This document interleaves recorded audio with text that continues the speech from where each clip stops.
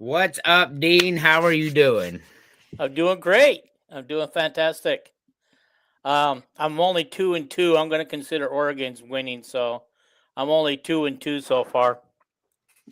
I am sharing us in the background here. So far, I think I'm. So we did five. We do five. We added Montana State. Um, I'm gonna assume Oregon's gonna win. So I got Alabama right, Oregon right, Ole Miss right, and Montana State right. The only one I got wrong was Texas A&M. So I'm 4-1 on the day. Um, that's a pretty good day for me. Chris, however, is 2-3 for the day. Brokenhearted. Chris is very brokenhearted. That is a fact because well, we're gonna actually get there because Dean, let's discuss the first game yesterday. Okay. Alabama, Oklahoma.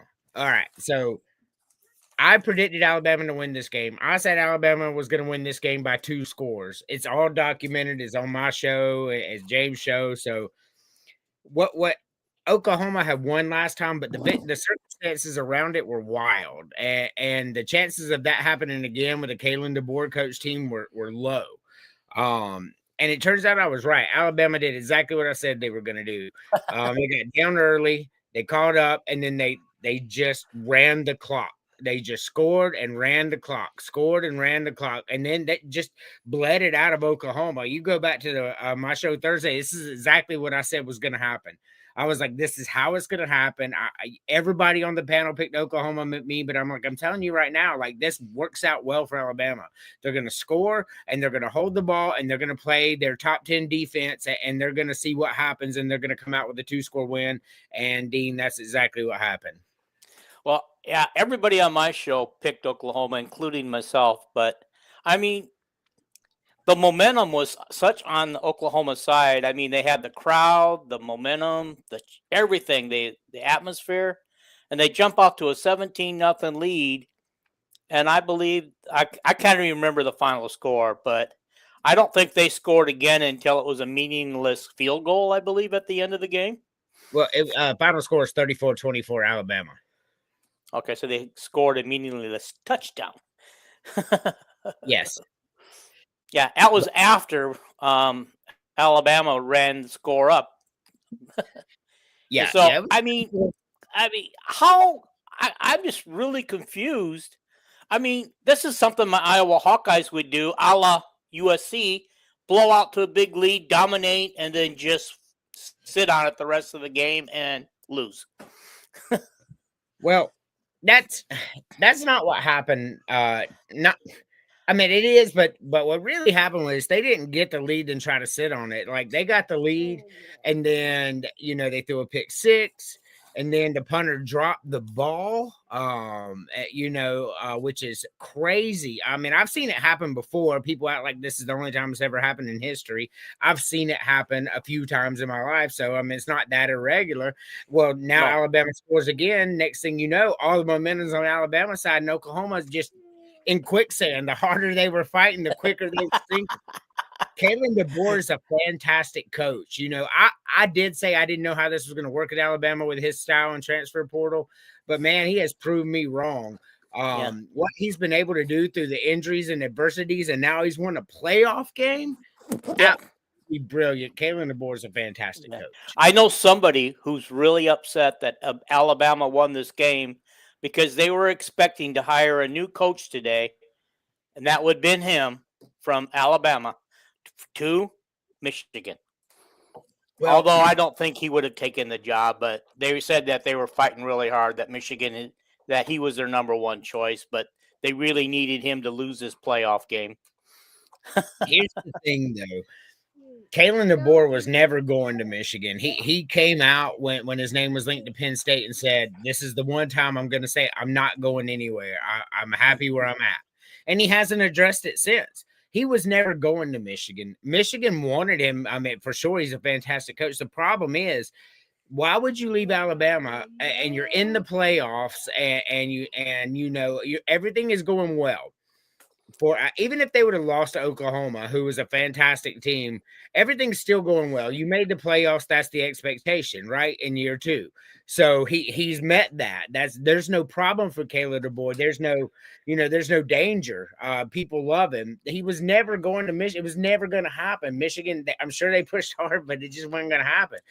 Unfortunately for Michigan, they've been riddled in scandal for the past 10 years. I'm not an Ohio State fan at all, but facts are facts. They've been riddled in scandals for 10 years.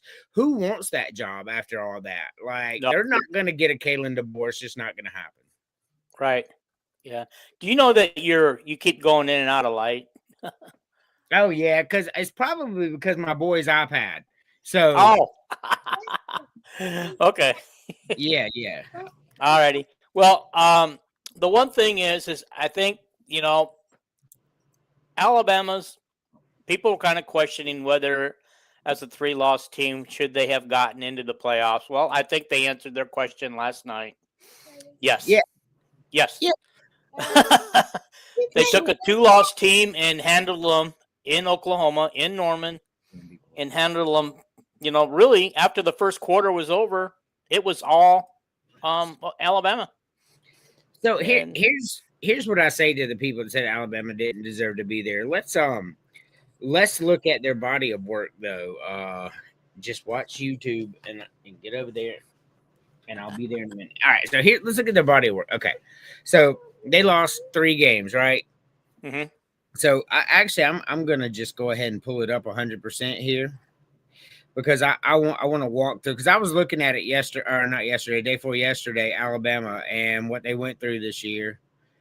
So I'm gonna roll through their season. They had 3 losses, right? Okay. So they lose to Florida State at the beginning of the year, and something that would never happen again. Like, if Alabama played Florida State right now, they would beat them 52-6. And you'd be a fool not to think that that's exactly what would happen if they played again.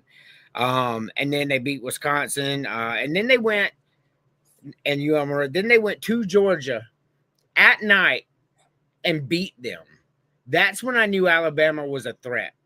That's when I knew Alabama was a damn good team. I'm like, damn, they just went to Georgia at night and won. Like, mm-hmm. And then they go and they beat Vanderbilt, who was ranked 16 or 15 at the time, right? They beat them handily, 30-14.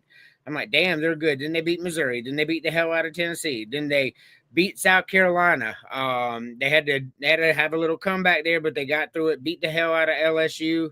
Lost to Oklahoma in some weird circumstances, 4 turnovers. Alabama never has turnovers, so I knew that wasn't going to happen again when they played. Then they beat Auburn, and then their 3rd loss is to Georgia in the SEC championship game. If there was no SEC championship game, they're in the playoffs anyway. So it didn't matter that they lost this game. Mm-hmm. The point is they lost it to Georgia. And Georgia is the best team in the country. And if you don't think Georgia is the best team in the country, you are not a serious football fan. And Alabama beat Georgia. So I'm looking at it this way: what Alabama went through, and then to go on the road in the first round of the playoffs and knock off a top 10 Oklahoma team, man, that's dangerous, man. Kalen DeBoer out there sending messages to people.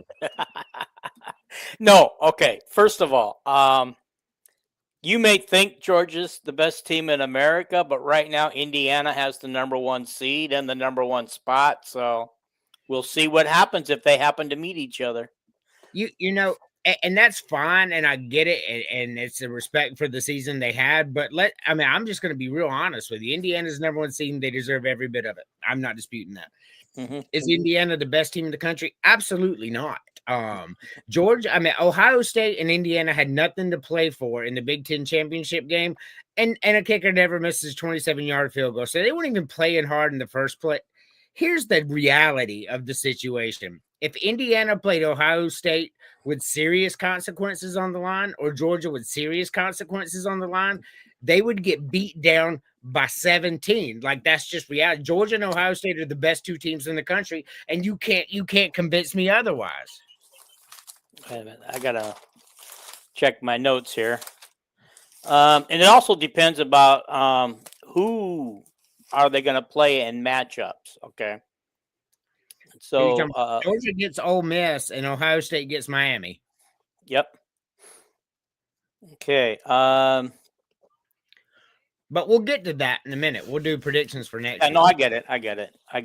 I was looking. Where do I have Miami? Oh, I predicted them to lose. They're not even on my list. So the Miami Texas A&M game, we'll go ahead and go to that one next. It's the only game of the week I lost. But if you go back to my podcast Thursday, like literally, I'm like, man, I struggle with this game. I was like, because when Carson Beck is not making mistakes, Miami wins every time. I'm like, but this is on the road at Texas A&M. But Texas A&M, they beat. I don't know. They acted crazy. Almost lost to Arkansas. Like bunch of strange things. So I was like, I think Miami should win this game, and that's what I said on my podcast. I was like, but I just cannot pick against Texas A&M at home in this moment. Well, two teams went on the road and won playoff games this year. That is crazy work, man. And I knew Miami had a fantastic chance. I almost picked them. You can go back to the show. I was struggling. I almost picked them, but I didn't. Like I picked Texas A&M. But Miami's defense is legit. I did not realize how good their defense was. However, their offense, see, that's not going to fly in the next round, which we'll get to later. But, wow. Congrats to Miami for winning the game. You got any gummies? No, I don't have any gummy bears. Yeah. All right. So I did pick against Miami. I thought A&M was going to be too much for them. And I bought into the hype that everybody said that Miami shouldn't be in the playoffs either. Oh, that's crazy. They deserve to be there. Yeah. And yeah, they proved it. How many? You go in and you win in the first round, especially when you're the lower seeded team. You deserve to be there. No doubt about it. And you won on the road too. Mm-hmm. Yeah, put the A&M people to sleep. But that was, can you think of a more boring game than that, though, honestly? But missed field goals. I mean, have you ever seen between this game and the game last night how many field goals were missed? And these kickers are supposed to be elite. They supposed to be. That's the thing, though. This game was poetry. The Alabama-Oklahoma game was poetry, but so was Texas A&M Miami. A lot of people are like, oh, that's just a boring game, blah, blah, blah, whatever. But if you look at what happened in this game, man, like defenses showed up and showed out, and that's not really what not really what you expected from this game. You expected a high-scoring, explosive game. So what we saw here was poetry. Two teams motivated to win this game, and Miami scores a late touchdown on the road to grab the glory.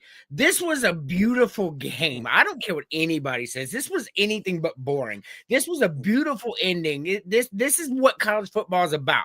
It's just a deadlock, hard-nosed battle in the trenches game, and then Miami, bam, right toward the end of the finally punches one through and wins the game. Poetry. Congratulations, Miami. Yeah. Well, I was expecting to watch an offensive. I'm an offensive-minded person, so I just love it when the game ends up like 45, 42, something like that, And so when I start thinking, I was reading that witchcraft. And got sidetracked comment. James always says my wife is a witch. So, and then my wife's a Bama fan. So after they went down 17-0, next thing you know, the game was tied. James was like, she's a witch. Yeah, about that. Yeah. So I got that so taken back by that comment. I don't even remember where I was going with my comment. Well, it happened.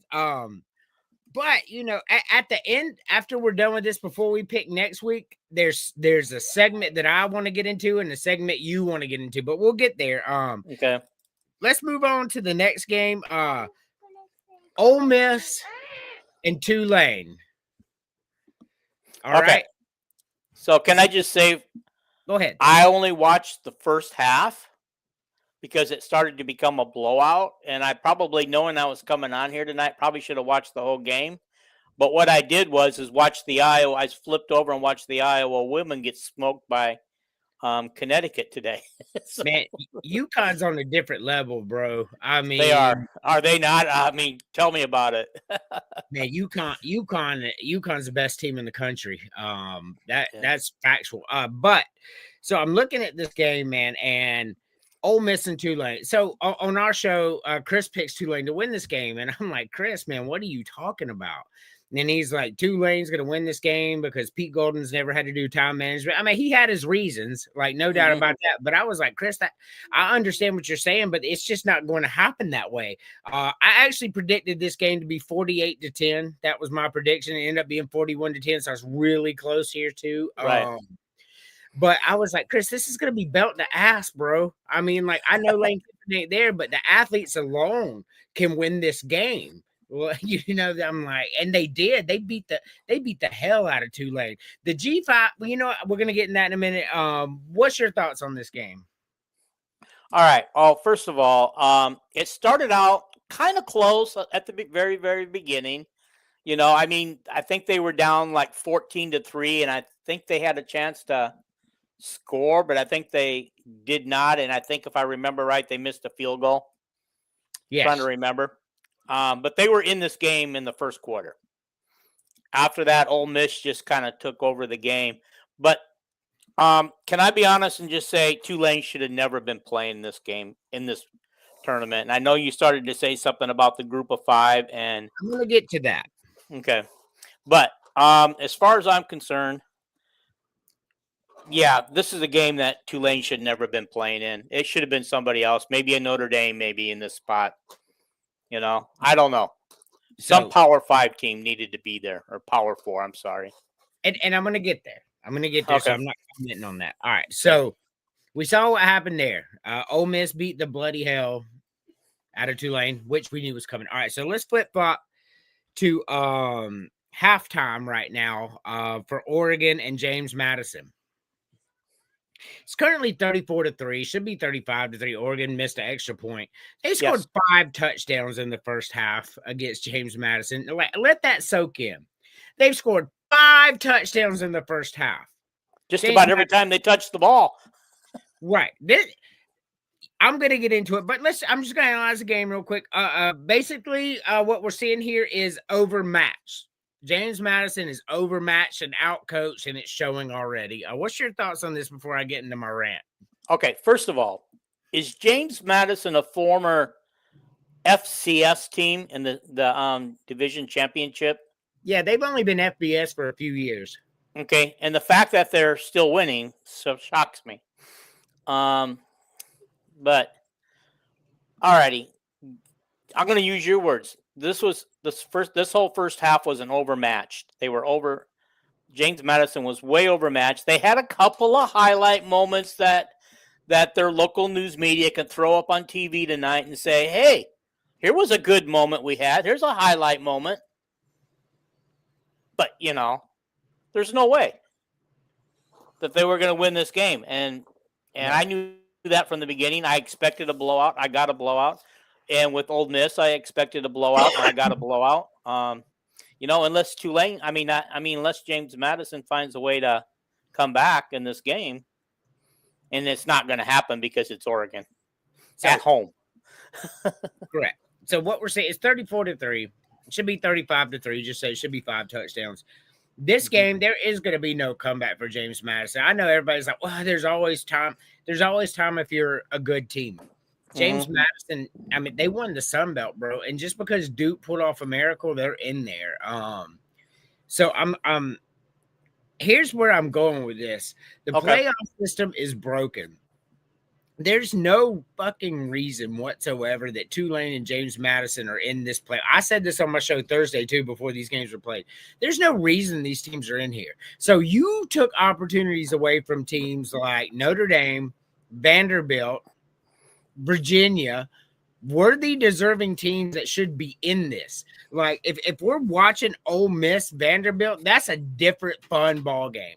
And you know what I'm saying? If we're watching Oregon and Virginia, or Oregon and Notre Dame, that's a different caliber ball game right there, man. That's the This is craziness.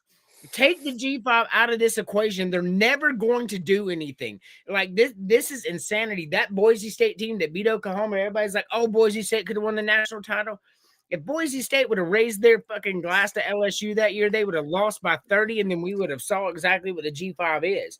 No disrespect to them, but these Power 4 schools, man, they're pouring 20, 30, 40, 50 million dollars a year into these. Mm-hmm. Like, you can't compete with that. That it's not disrespectful, it's reality. Right.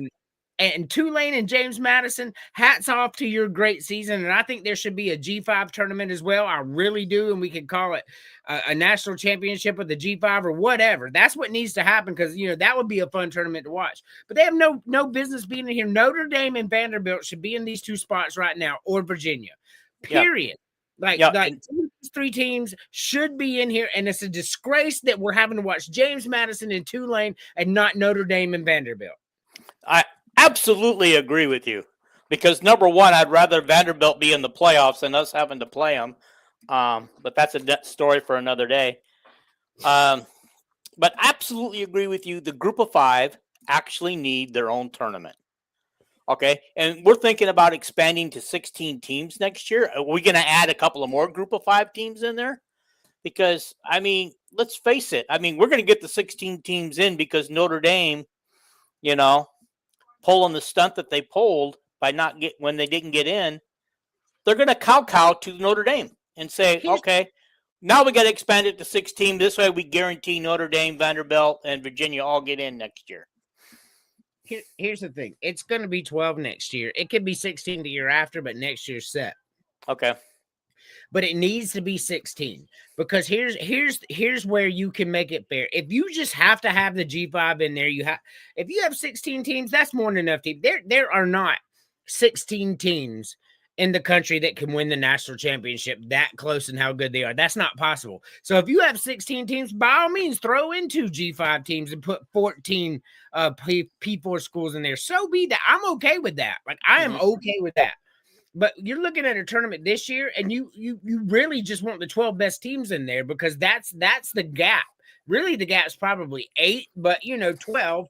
But James Madison and Tulane, they're not. They have no business being in this tournament. That's crazy talk. Take that away.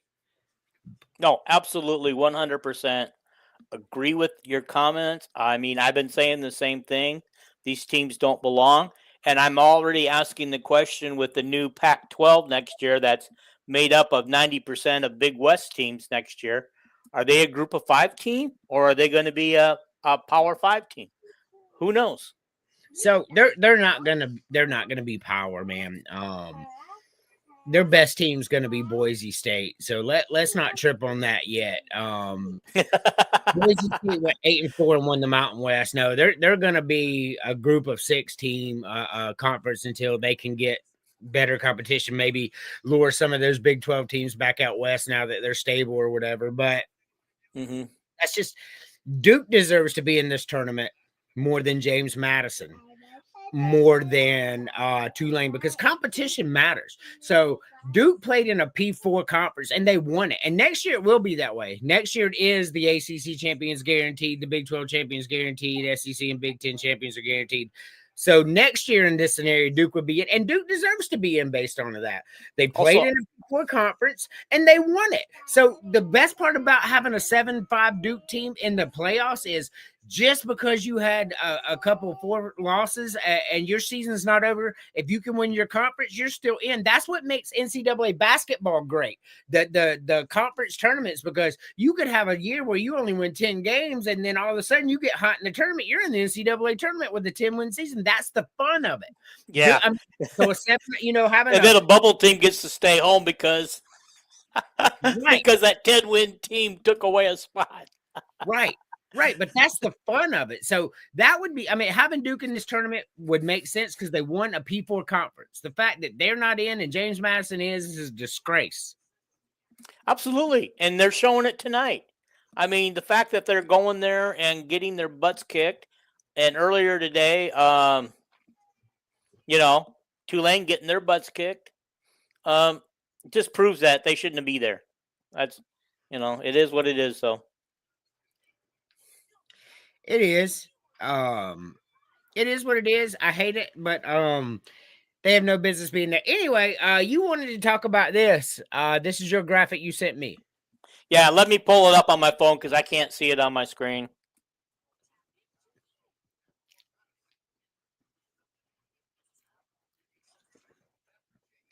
So I just thought this was interesting. If anybody else can see this, it's all the teams in the playoffs, and it just gives you the percentage of starters that are recruits and the starts by transfers. Now you'll notice that the most elite teams are starting more recruits than they are transfers. But by the time you get to Oregon, it starts to flip a little bit. Like James Madison has 42% transfer starting, but A&M even has 44% starting, and Miami has 53% starting, Tulane 55%, Texas Tech 63%, Indiana 65%, but we knew that they were built around transfers, and Ole Miss 66%. And so the lower you go on this chart, the higher they are. Like Georgia's got 90% recruits. That just tells me that they're building something good, and they don't have to go out and buy people out of the transfer portal. They've got something good going. So does Ohio State. Now, Oklahoma, there's quite a bit of a drop to Oklahoma where they're at 68%. But, Oklahoma is still, they're not like Nebraska. They didn't fall on hard times for years, and they can still recruit people who remember Oklahoma being an elite team. And so they're still getting high school recruits in there that are elite, And so, I mean, you have anything to say on that or at all? Oh, yeah. So that's funny you say that. So last year, will you hand me another one, please? During last season, so this was in last football season. I actually had this conversation, Dean, on my show several times. What I call it is mercenaries versus culture. Thank you, baby.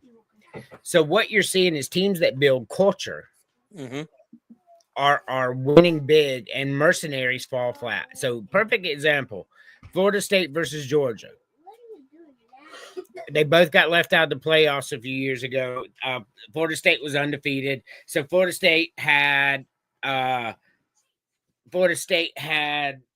is that full? Oh, I'll take it. Florida State had 14 people sit out. Georgia had 24 people sit out, right? Mm-hmm. So they played each other. Georgia won this game 63-3. So what you saw there, let's welcome Terry here. What you saw, hey Terry, how you doing? Hey Terry. I'm doing good. So what you saw there was Georgia had a culture, a foundation. And when the mercenaries came together, that didn't work well. And that's why I'm saying Indiana is going to lose to Alabama. Alabama has culture. Indiana is a group of mercenaries, which just fell apart last year during the playoffs because culture's always going to win. You have stable programs like Ohio State with Ryan Day, Georgia with Kirby Smart. They're all Kalen DeBoer in Alabama. They're always going to be in the playoffs because of their culture. You know what I'm saying? Like it's. I don't want to say that they'll always be in the playoffs. I think that's making a presumptuous comment, but you can always say that they're going to be in the running for the playoffs. Is that better? So I'll even go deeper than that. Okay. More than likely, because it's not always going to happen, more than likely these teams will be in the playoffs year in and year out. That fair? Yeah. Okay. Yeah. So that's where I'm at with that. So we're not doing a very long show tonight, Terry. We recapped some of the previous games. We talked about some things and how Tulane and James Madison didn't deserve to be in the playoffs. The G5 has no business in there, and that we both agreed to that. Before we move on to predictions, what do you think about that? Did James Madison and Tulane deserve to be in there? No, absolutely not. It would have been a lot. It would have been a lot better, honestly, to see Notre Dame, even Vandy, squeak in there. Besides, that's exactly what we said too. Yeah, we did. We said Vanderbilt deserved to be there more than them two. And Indiana's going to beat Alabama because Mendoza said thank you to Jesus as Lord and Savior. So, Andrew, you should know better. I'm sure Ty Simpson. You're always thanking him. So, God doesn't take sides. So, are you saying because he thanked his God that that's going to be an automatic loss? No, win. He said it'd be an automatic win because he thanked God. Oh, okay. Alrighty. I'm Yeah, sorry, I misunderstood you. Terry is a big Christian like me. Stop. Well, I buddy. am too, so I'm right there with both of you. Like Right. the Dean of Mean over here. Right. What's that? The Dean of Mean over here. Yeah. So I've commented on your show a few times there, Dean. Oh you yeah, have- yeah. Terry's always Yeah. commenting. Terry. Okay, I know which one you are now. I won't say your last name since you didn't put it there. That's So- all right. I mean, I don't care. I've done it. You could say my name. So Oregon is winning 34-6 at halftime. And this is Chris said he was going to be on the show with us, but then he had some family come into town. He sent me some pictures, so he couldn't be here. But it doesn't mean I'm not going to pick on him. So Chris told me on my show that Pete Golding and Ole Miss did not know how to run clock management, so Tulane was going to win the game. I told Chris that shit was crazy talk, bro. I'm like, what are you talking about, man? And then he goes, we get to Oregon and JMU. He goes, I think Oregon wins, but I think it's going to be a close game, like 30-22 type of game. I said, Chris, what are you smoking, bro? Like, Oregon is going to beat them by 40. Xanax. Yeah, I mean, like, and Chris had a bad day today. Out of 5, he only got 2 right. So Which two were? I'm gonna Was run he it. right I'm gonna about? run it down. All right. Huh? So we picked Alabama, Oklahoma, James Madison, Oregon, A&M, Miami, Ole Miss, Tulane, and Montana State. Right. So in the Alabama Oklahoma game, James and Chris picked Oklahoma. So did I changed everybody it. else, I picked Alabama. All right. So one. I thought Simpson was going to be hurt. Yeah, I Chris thought he had like lied. a back injury or something. I tried to tell you that he was playing. I don't know. Chris kept saying that he was out and injured. I said, no, he's not. But okay.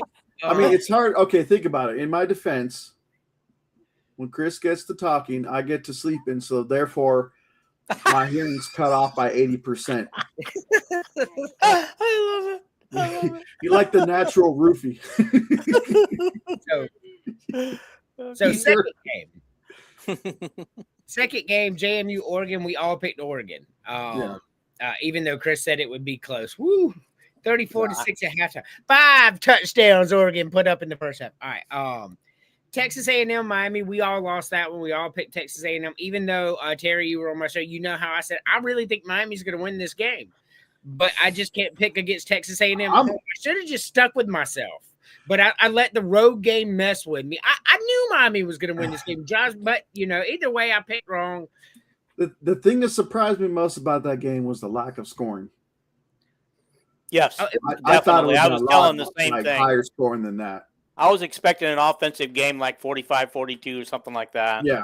So let me ask you a question, Terry, because Dean said this. Do you feel like this game was boring, Texas A&M and Miami? For what they're both capable of, yes. I mean, I know there's always the defensive guys, but allow me to give you another point of view. Okay. This game was poetry. What you saw was 2 teams coming in here with a gritty will to win, and both defenses stepped up and said, not on me. They came in there with great defensive game plans, and it was back and forth and missed field goals and momentum swings and everything you want in a college football game, bro. And then with just a few minutes to go in the game, Miami finally punches it across to get the win on the road in the first round of the playoffs. Dude, this was a thing of beauty. This was poetry. Yeah, it's like haiku. You know what haiku is, right? I sure do. Japanese poetry. It doesn't necessarily have to rhyme like regular poetry, but it's still considered poetry. So you don't see the beauty in this? No. That's crazy talk, It's man. like that Super Bowl with the Pats and the Rams. Dude, it's a deadlock game. Momentum's bad. You're missing field, and then somebody finally punches it in toward the end. You're looking at it from a pessimist point of view. I'm looking at it from that was a beautiful, beautiful football game. Everybody hated Alabama and LSU. What was it, 9-6 that year? Oh, yeah. That was the suckiest game ever. Poetry. That game was poetry. I mean, it's like this. Yeah, that's it. All right. Well, we'll move on to the next game. Ole Miss and Tulane. Chris picked Tulane to outright win this game, and James and I told him that was crazy talk. And it indeed was crazy talk as Tulane won this game belt to ass. And then we picked Montana State. So we all picked Montana State just because Montana State's just been out there playing the best football in FCS. This was the national championship game. Montana State is 100% going to win the next game and win the national championship. But with that being said, Montana a good team. Montana only lost one game all year, and that was to Montana State. So wait a minute. Hang on for a second. I, too, picked Montana State in this game. But when I turned the game off, they were trailing. So didn't Montana lead most of this game? Not most of the game, no. But funny story on that, Dean. Something you'll appreciate. So the score was 23-20. Okay. Montana, you are indeed right. And then, in the course of 5 minutes, it was 41-23 Montana State. Oh, geez. 5 minutes they put on that much points. They ended up winning the game 48-23, belt to ass over Montana. Montana State's the best team in the country. Nobody's better than them. They're going to get Illinois State, who knocked off North Dakota State. So that's really cool. This is a cool Cinderella team that's going to go play Montana State. Illinois State knocked out undefeated #1 North Dakota State. So it's going to be a good matchup. I mean, it's going to be fun, man. FCS football is great. Yeah, I mean, actually, I do go. I kind of do enjoy watching it. And they're too. not real defensive type games because there are usually a lot of scoring going on in these games. And but yeah, if I remember right, one of the Montanas was #2, and one of the other ones was #3. Yes. Mm-hmm. Okay, so. I don't remember who had what ranking, but I take it that #1 was North Dakota State, and they got whooped. Correct. North Dakota State, they got beat. That was crazy. Illinois State's a really good football team. That coach of Illinois State, what he's done for them in 1 year, is going to get him a big time head coaching gig in FBS. You'll see him in a Sun Belt school or an American Athletic to prove his mettle soon. I guarantee. I don't know who it is. I'm gonna do some research, but this is an amazing coaching job from him. I don't want to hear that they're getting that good because it's not this next year's schedule, but I think in the next couple of years, Iowa has Illinois State on their schedule, and of course, we played North Dakota State 1 year and lost to them, and it turned out to be what was promising season turned out to be pretty bad season, like 7-5 or something. After that North Dakota State game, things just pretty much went south. But anyhow, those smaller schools like that, though, those are great sleeper picks for later round offensive linemen in the NFL. If you ever think about it, because I know Cody Mock, I think he was a 3rd round pick for the Bucks, and he's a starting guard for the Bucks. He came out of North Dakota State. I mean, you got to look at some of those smaller. They might not be as big as some of the bigger schools, but these motherfuckers are probably bench pressing Buffaloes just for fun because there's nothing else to do in Montana or North Dakota State. Here's the thing, though. You're not going to have to worry about that, even if you play them in a few years. This, like I said, this coach is getting promoted. Like he'll be at a FBS school. Probably this year because there's still more terminations to come and stuff like that. I think you'll see him at this level. So even if he stayed, Illinois State's not beating Iowa. Didn't we even discuss also promoting some of those schools like North Dakota State, Montana State, South Dakota State to move them up to the Mountain West? We thought how good that would have been for the conference and for their schools as well. So here's the thing. With all the Mountain West schools leaving for the Pac-12 next year, there's certainly room to move those teams in there. Here's the thing. All 4 of them could move up to FBS and be successful. The Dakotas and the Montanas, there's nothing else there. They could have some really good football teams. But what you got right now is, okay, do we play for bowls or do we play for national championships? Because if the FCS level, you're playing for national championships. If you move up to FBS, which may help you in the long run, you're not playing for national championships for a long while. It's going to take you a long time to get into an elite conference with the way they are now, if you even ever get the opportunity. Well, and what we're hoping will happen is they drop the group of 5 teams anyway from ever getting into the playoffs, and they do their own like the FCS has their own playoffs. What would be wrong with the group of 5 of having theirs? So they're not going to get into the big boy playoffs ever. I- I got I've a already- feeling that's coming, guys. I really do. I feel like it's coming. I've already said that.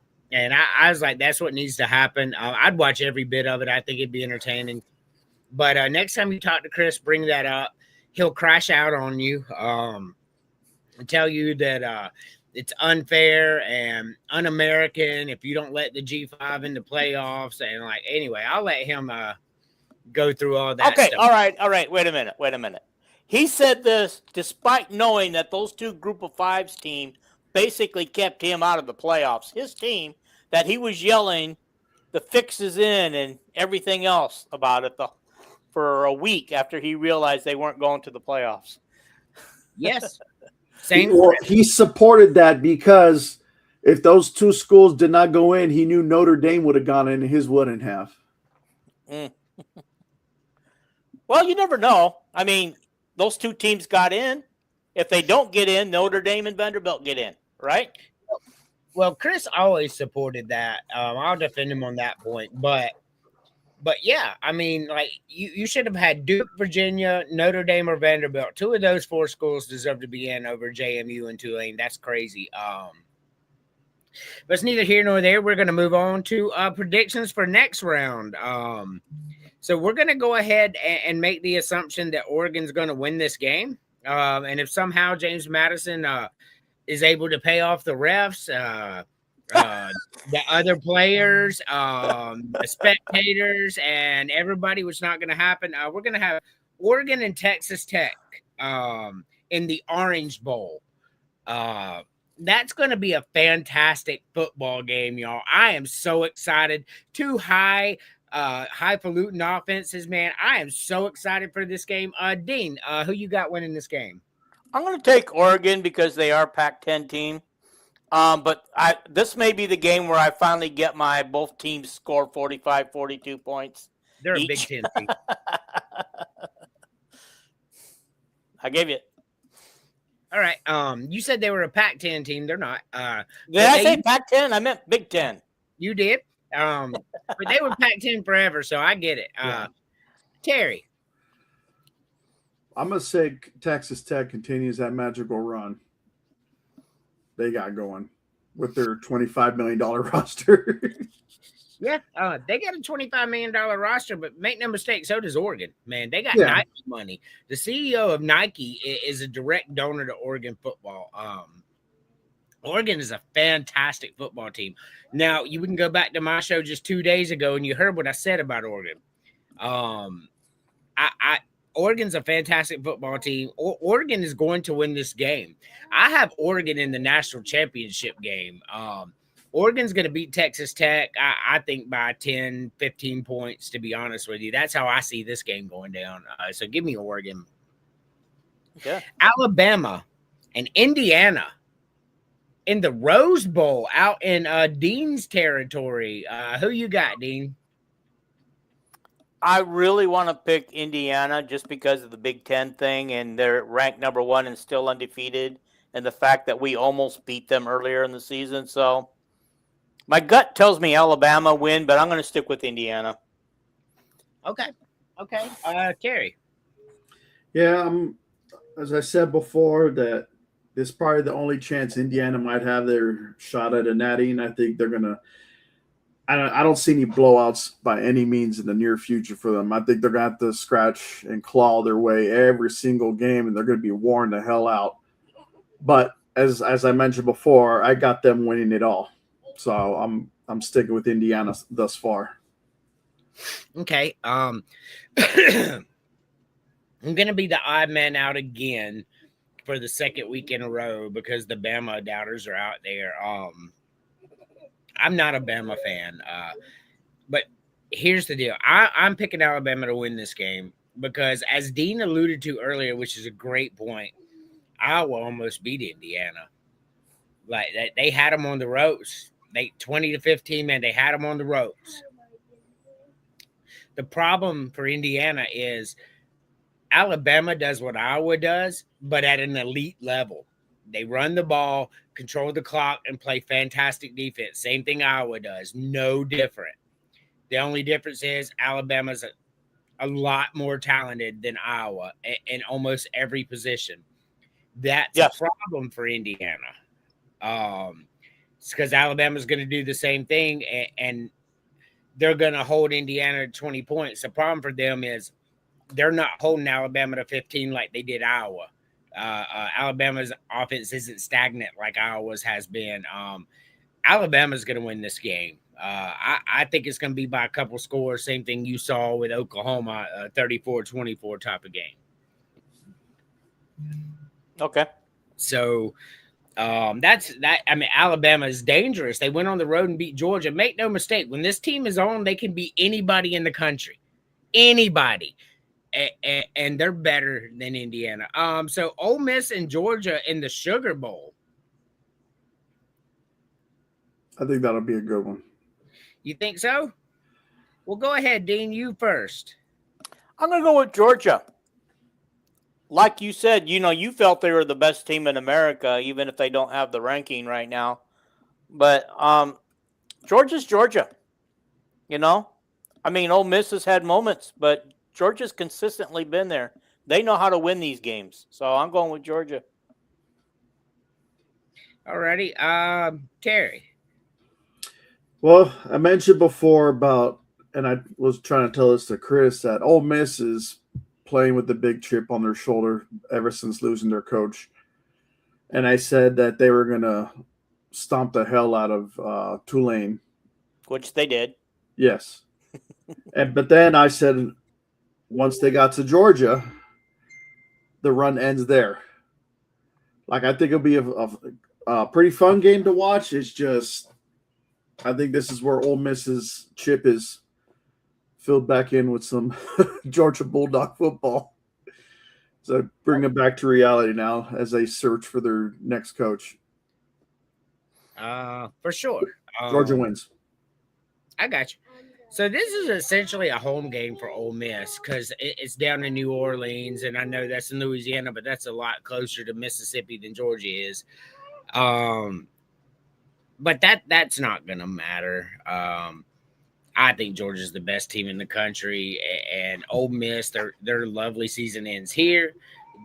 They're a fantastic football team, just not better than Georgia. Hold on one second.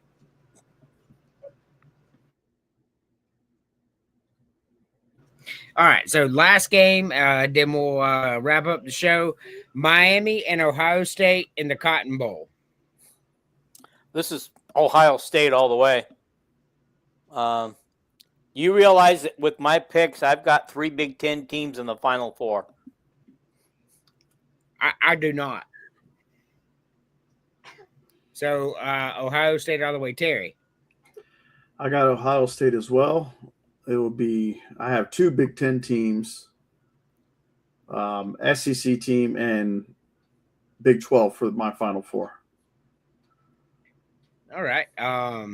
So you're picking Ohio State to win this game? That's correct. So I too am picking Ohio State to win this game. Ohio State's just better than Miami, a lot better, to be honest with you. So I got 2 Big Ten teams, Oregon and Ohio State, and 2 SEC teams, Georgia and Alabama. But could you ask for a better Final Four than that? Ohio State, Oregon, Alabama, and Georgia? Like, when you want to see a Final Four in college football, that's the teams you want to see. Like in Final Four in basketball, you'd love to see North Carolina, Duke, Kansas, and Indiana or something. You know what I mean? Like that, you would love to see that. And that's what I think is going to happen. But thank you guys for coming on. Thank you for having us. Messaging me. Yeah. I'm going to the updated. Oh, it's not updated yet. I guess halftime's not over. That's a long halftime they're having out there in Eugene. But thank you guys. I'll see you next time. Everybody, thank you for watching the recap show. All right. Have a good one.